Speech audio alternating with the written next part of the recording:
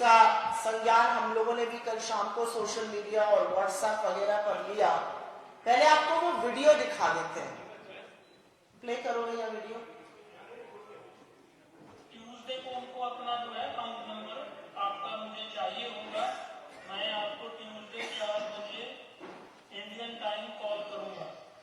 वो लखनऊ जाके खास हमें फोन करेगा। और एक और थी पार्टी, वो त्यागी जी थी, अगर आपने नाम सुना हो त्यागी जी, मैं आपको बताता रहता हूँ, आरबीआई से जो रिटायर्ड है। हाँ, तो उनकी पार्टी है, वो भी लखनऊ में है। वो 100 CR दे रहा है हमको। वो थर्सडे होना है, लेकिन ये जिसने 18 दिया है ना, ये अपने सेट कर लिया है अकाउंट में, ये 21 देगा नेक्स्ट मंडे को। तो ट्यूसडे को चेक कीजिए क्या डेट है। ट्यूसडे आई थिंक होगी, आज कितनी हो गई थी? आज नहीं, फ्राइडे होगा भैया। 16 को अपने ये 18 हो जाएगा, और 16 + 7 23 को अपना 21 हो जाएगा। लेकिन उसी बीच में ये लखनऊ वाला त्यागी जी का बंदा आ गया है 100 CR वाला। लेकिन ये नेक्स्ट वीक हम 18 मूव कर सकते हैं। वो डन है। ट्यूसडे आप अकाउंट नंबर रेडी रखो बस। ठीक है जी, ठीक है। नहीं, मैं अभी आपको एक तो करूँगा कल फोन, जब आप पहुँच जाओगे वो आएगा आपको हार्दिक जेल मिलने।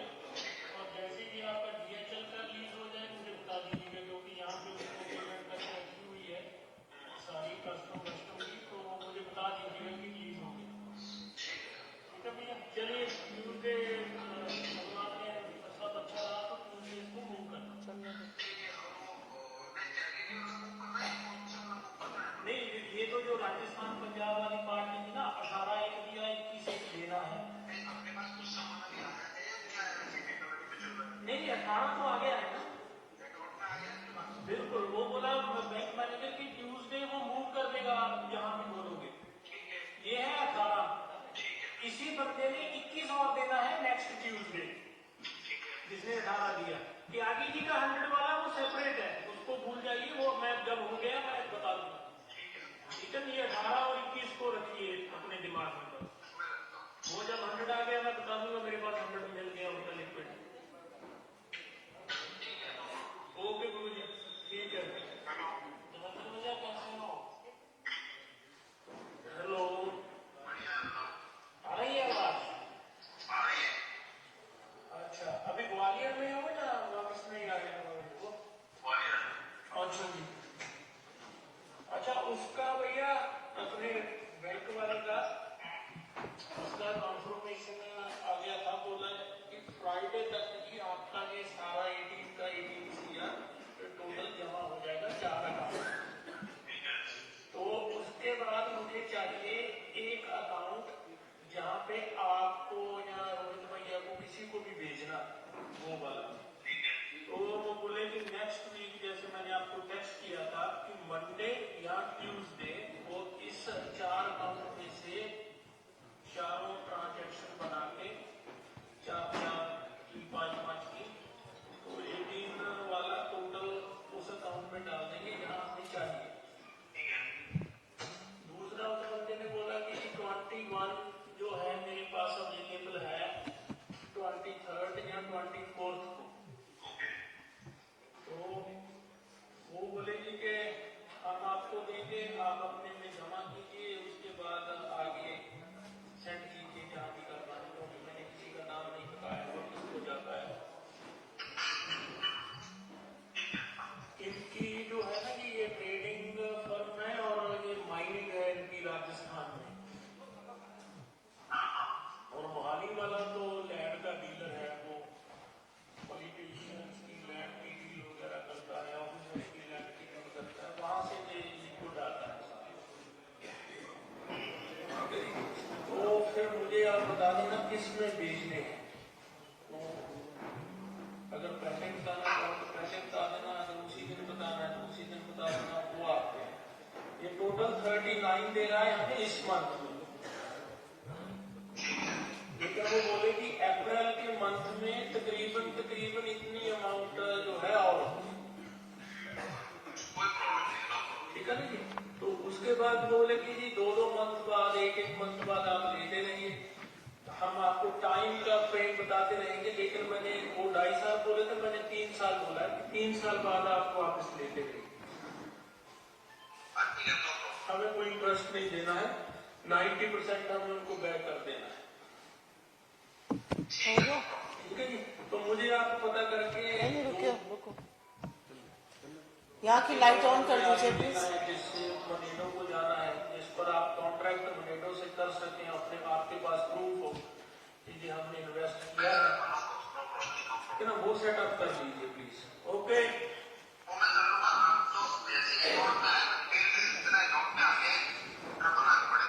ठीक है भैया। दूसरा, मैंने भाभी को उसका ट्रैकिंग भेजा था, जो पैकेज है वो दिल्ली एयरपोर्ट पे ना कर रहा है वेट। उन्होंने आई थिंक DHL के पास आपका नंबर है, आपको किया भी होगा फोन, वो बोले कि आंसर नहीं किया किसी ने।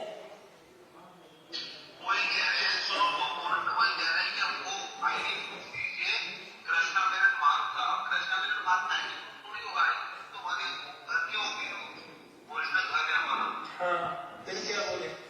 तो उसको फिर मैं यहाँ से क्या करवाऊँ कि वहां पे हो जाए?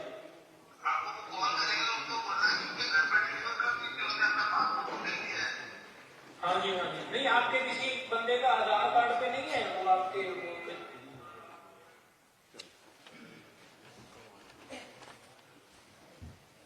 ये एक वीडियो है और ये जबरदस्त वायरल हो रहा है, और इसमें केंद्रीय मंत्री श्री नरेंद्र सिंह तोमर जी के बेटे देवेंद्र तोमर जी बड़ी पैसे की लेन देन करते हुए प्रतीत हो रहे हैं। हम इस वीडियो की सच्चाई की, सत्यता की न पुष्टि करते हैं न खंडन करते हैं, वो काम जांच एजेंसियों का है। लेकिन कुछ भी कहने से पहले 2 बातें जरूर कहूंगी। कितनी विडंबना है कि आज भारतीय जनता पार्टी ने एक गाना रिलीज किया है मध्य प्रदेश के लिए। वो गाना वॉशिंग पाउडर निरमा की तर्ज पर लगाया गया है, और सच को कितना भी छुपाओ ऐसे ही सच उभर जाता है कि वही वॉशिंग पाउडर है जिससे नरेंद्र सिंह तोमर, जिससे शिवराज सिंह चौहान, जिससे हेमंत बिस्व शर्मा, नारायण राणे, शुभेंदु अधिकारी, येदुरप्पा, रेड्डी ब्रदर्स, एक लंबी फहरिस्त है। ये सब उस निरमा पाउडर से नहाते हैं, अपने दाग धब्बे धोते हैं और भाजपा का हाथ थाम लेते हैं, या भाजपा में होने के नाते इनके खिलाफ कोई जांच नहीं होगी। तो कितनी बड़ी विडंबना है कि जब आप आज इतना बड़ा खुलासा हो रहा है, तो निरमा वॉशिंग पाउडर पर एक ऐड बनाया है। 50% कमीशन की शिवराज सिंह जी की सरकार की सच्चाई स्वतः निकल आई है। खैर, वापस इस वीडियो पर जाते हैं।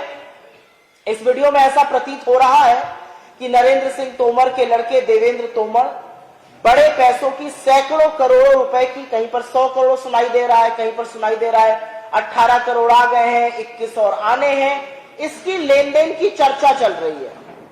और ये कोई एक बिचौलिए हैं जिनके जरिए माइनिंग के कारोबारियों का, अगर आपने सुना हो तो बार बार खनन का नाम आ रहा है, माइनिंग के कारोबारियों से करोड़ों रुपए लेने के लिए मल्टीपल बैंक अकाउंट कहां खोले जाए, कहां हो, उसकी चर्चा लगातार सुनाई दे रही है। सनद रहे, बस याद रहे कि नरेंद्र सिंह तोमर जी इस्पात और खनन के मंत्री भी रह चुके हैं मोदी सरकार में, और ये डायरेक्ट पैसा लेने की बात खनन के, माइनिंग के कारोबारियों से हो रही है।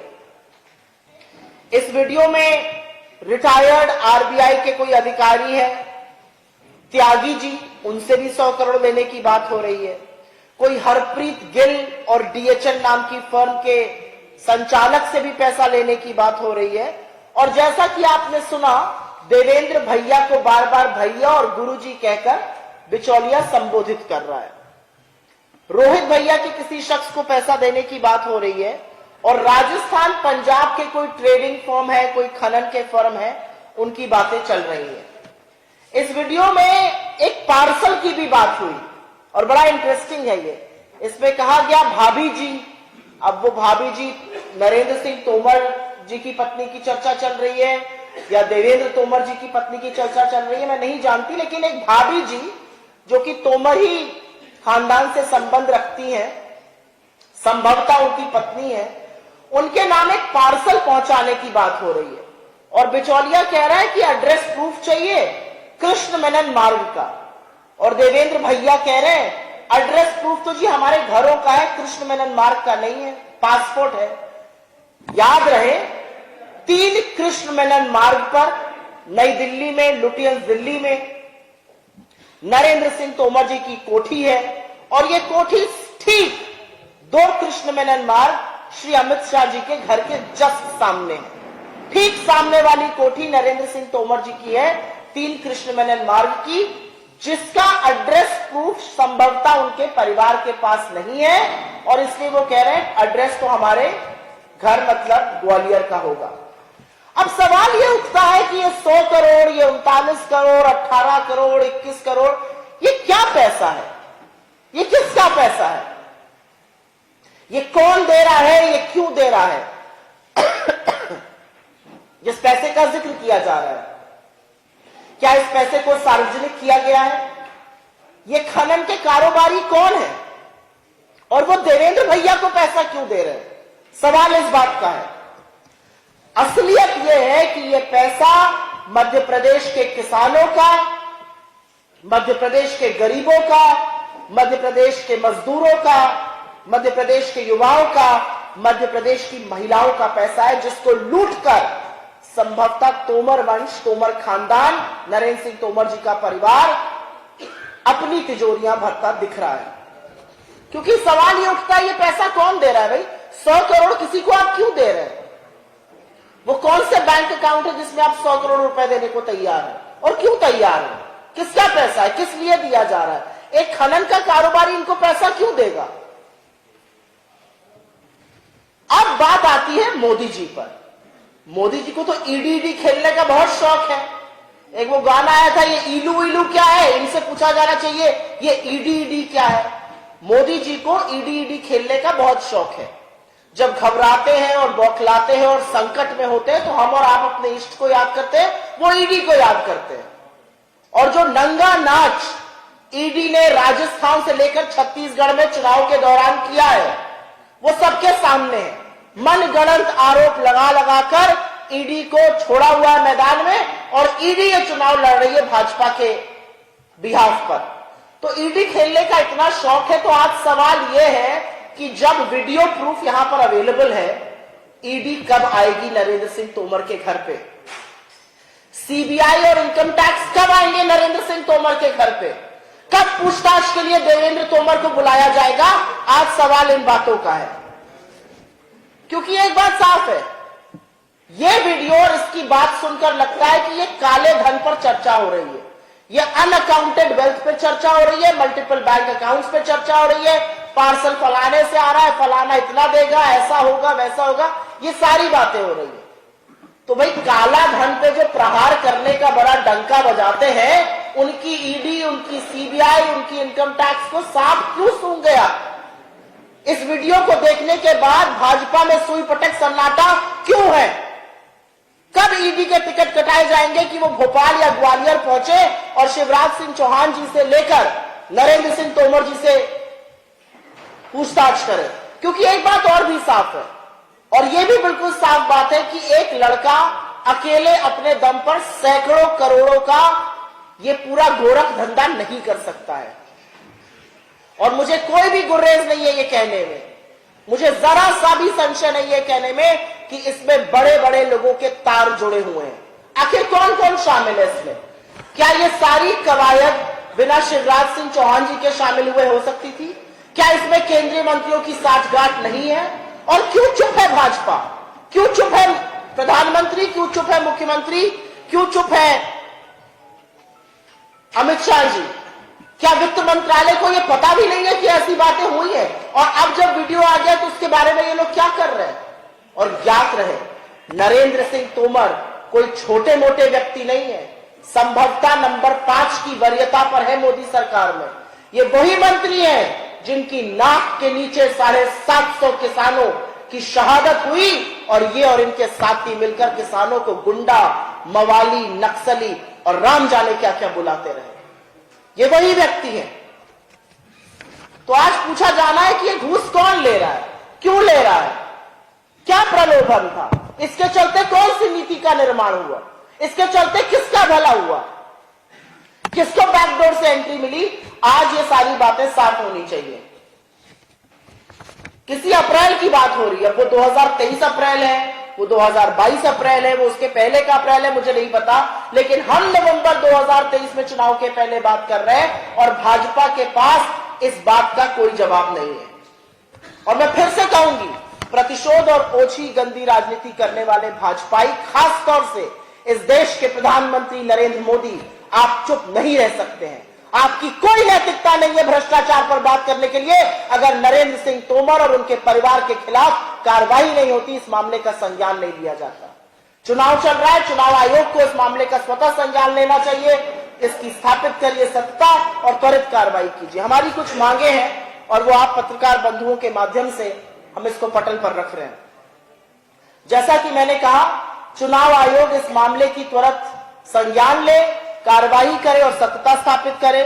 इस प्रकरण में न्याय तभी होगा जब सुप्रीम कोर्ट के रिटायर्ड जज के अंतर्गत जुडिशियल इंक्वायरी होगी इस मैटर में। नरेंद्र सिंह तोमर, जैसा कि मैंने कहा, केंद्र सरकार में एक पावरफुल, शक्तिशाली, सशक्त मंत्री हैं।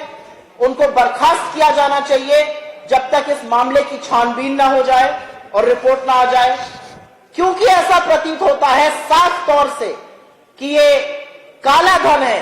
तो मनी लॉन्ड्रिंग का केस रजिस्टर हो और ईडी इस मामले की शुरुआत करे। ईडी जिसको सांप सूंघ गया है, सीबीआई जिसको सांप सूंघ गया है, इनकम टैक्स जो मौन है, वो इस मामले का संज्ञान ले, केस रजिस्टर करे और इस पर कार्रवाई शुरू करे। भारतीय जनता पार्टी, यहां के मुख्यमंत्री, प्रधानमंत्री और गृह मंत्री इस मामले पर अपनी चुप्पी तोड़े, क्योंकि आपकी चुप्पी संरक्षण है भ्रष्टाचार के लिए। और अंत में मैं सिर्फ इतना कहूंगी, नरेंद्र सिंह तोमर जी एक बहुत शक्तिशाली व्यक्ति, दिल्ली में ही नहीं, उससे भी ज्यादा शक्तिशाली मध्य प्रदेश में है। और जब तक उनका लड़का बाहर रहेगा, वो किसी भी इन्वेस्टिगेशन को फ्री और फेयर नहीं कर सकता है। संज्ञान लेकर उनकी गिरफ्तारी हो और इस मामले की जांच हो।